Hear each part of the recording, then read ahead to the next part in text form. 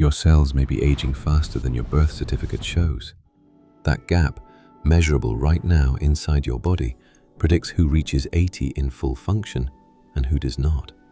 This briefing covers what controls that speed and whether the evidence shows it can be changed. Inside every cell, a molecular control system determines which of your genes are active and which are dormant. In a biologically young system, this operates with precision. With age, that precision drifts, and as that drift accumulates, the system progressively loses the programs associated with repair, while increasingly running the ones associated with disease. That drift is not invisible. It leaves a record. In 2019, researchers at UCLA published a tool called GrimAge. It reads that record directly from a blood sample, not by measuring what you have done or what you feel, but by reading what has actually happened to your cells over decades of living. GrimAge outputs a single number in years, your biological age, estimated from the molecular damage register written into your genome. And that number predicts mortality with statistical power that has no precedent in clinical aging research. Your physician has almost certainly never ordered this test. This briefing covers what it reads, what the peer-reviewed data have found, and what controlled evidence shows about the pace of biological aging. From primary literature only, no commercial sources, no supplementation claims. Something is going wrong inside aging cells. It has been going wrong for decades before any disease appears. The molecular machinery responsible for controlling which genes are active and which stay silent is losing precision. Chemical tags, called methyl groups, attach to specific locations on the DNA strand. With age, they drift. They accumulate where they should not. They disappear where they should remain. This drift is happening inside every tissue in the body, and the consequences are not theoretical. The system that once ran repair programs begins running the programs of deterioration instead.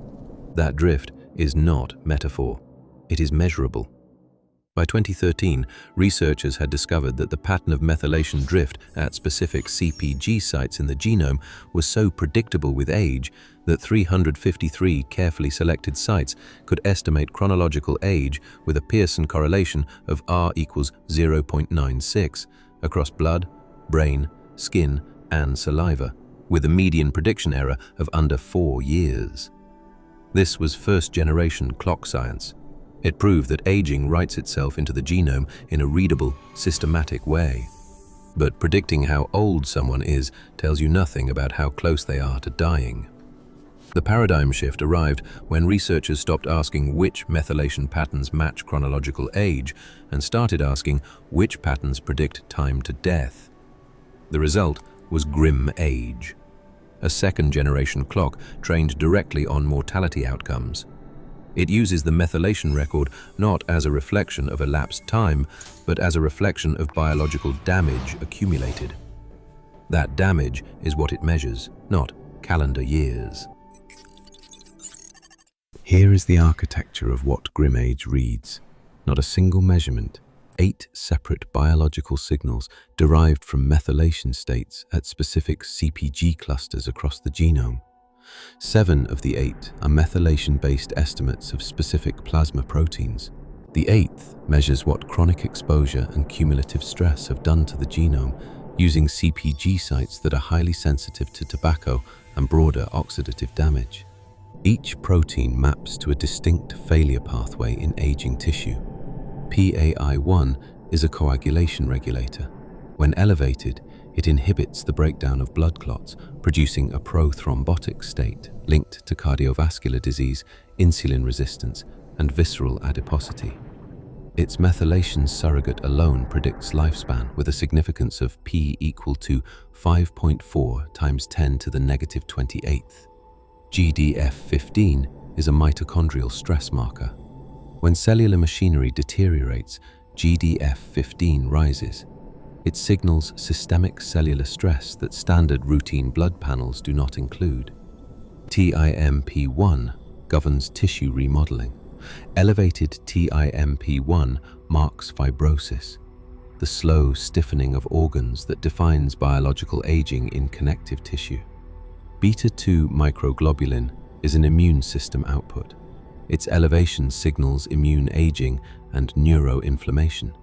Cystatin C reflects kidney filtration capacity. Declining filtration accelerates cardiovascular risk independent of creatinine. Adrenomedullin governs vascular tone. Its chronic elevation marks a cardiovascular system in compensatory distress. Leptin regulates energy and metabolic inflammation. As leptin resistance develops with age, systemic risk compounds. These 7 protein surrogates, combined with the 8th signal and processed through a survival regression model trained on mortality outcomes, produce the GrimAge output, a single number in years. GrimAge has been validated across tens of thousands of subjects in independent international cohorts. In the Lothian birth cohort, a prospective study of 709 adults with a mean age of 73, a 1 standard deviation increase in GrimAge acceleration was associated with an 81% higher risk of death. In a nationally representative American sample, those who died within 2 years of measurement had an average GrimAge of 77. Those who survived averaged 68. A 9-year biological gap, written in blood. Here is where the data produces a result that clinical medicine has not yet integrated. The 8th GrimAge component draws its signal from CPG sites that respond to tobacco exposure. The assumption is that this component predicts mortality in smokers because it is measuring smoking damage. That assumption is correct, but only partially. In the original 2019 GrimAge publication, this smoking surrogate predicted mortality in people who had never smoked. The signal was present. It was statistically significant. It was independent. The smoking clock is not reading smoking. Those CPG sites are reading cumulative cellular oxidative stress and inflammatory damage broadly. Smoking is the most powerful known stressor that produces this molecular signature, which is why it dominates the signal in heavy smokers. But the signature itself is not exclusive to tobacco. It responds to chronic metabolic inflammation, sustained air pollution exposure, disordered sleep, and decades of psychological stress. The genome does not record the source of the damage. It records the consequence. The clinical implication is direct. A never smoker with an elevated smoking surrogate has sustained cellular damage that the epigenome registers as equivalent in molecular consequence to tobacco exposure. The biology does not distinguish. It simply reads the accumulated load. This finding also clarifies a distinction the field has established between GrimAge and a newer clock called Dunedin pace. GrimAge is an odometer. It reads total accumulated damage. Dunedin pace is a speedometer. It reads current rate of aging. In the calorie randomized controlled trial, 2 years of sustained 25% caloric restriction slowed the speedometer significantly, but did not move the odometer. The biological interpretation. Accumulated damage is not easily reversed by interventions of short to moderate duration. The question no randomized trial has yet answered is whether long-term, mechanistically targeted intervention can shift the GrimAge reading, and whether that shift reduces subsequent mortality. That is the open question the literature has not resolved. Before this briefing, the working model was this. Biological aging varies between individuals, is largely genetic, and is unmeasurable beyond standard clinical panels. The number on your birth certificate was the primary index. The peer-reviewed data presents a different model. Your biological age diverges from your chronological age. That divergence is measurable from a blood sample. It predicts mortality, coronary heart disease, cancer incidence, and functional decline with precision that chronological age cannot approach. And it captures the integrated consequence of everything that has happened inside your cellular machinery, including what no standard laboratory report currently sees. The surrogates inside GrimAge are not abstract measurements. PAI1, GDF15, TIMP1, adrenomedullin, beta-2 microglobulin, cystatin C, leptin. Each is a specific biological process. Each has known drivers. Visceral adiposity elevates PAI1. Mitochondrial dysfunction elevates GDF15. Chronic oxidative burden writes to the smoking-sensitive CPG sites. These parameters respond to biological conditions. The open question is not whether they are real.